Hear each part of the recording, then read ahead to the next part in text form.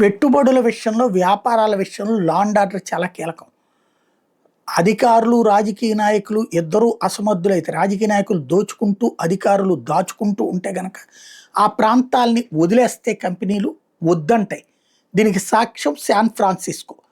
San ఫ్రాన్సిస్కోలో 20 అంతస్తుల బిల్డింగ్‌ని $320 million open auction పెట్టారు.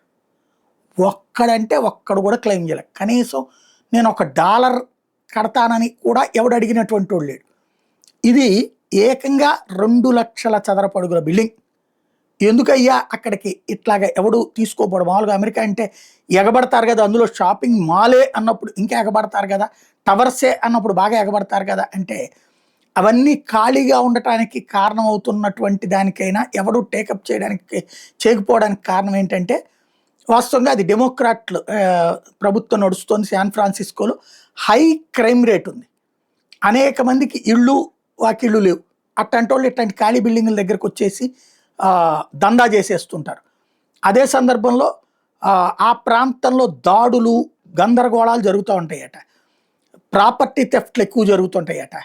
అట్లాంటి సిచ్యుయేషన్స్ వలన ఆక్షన్ వేసినా కూడా ఎవరు ముందుకు రావట్లేదు అన్నటువంటి చెప్పుకొస్తున్నారు అన్నమాట.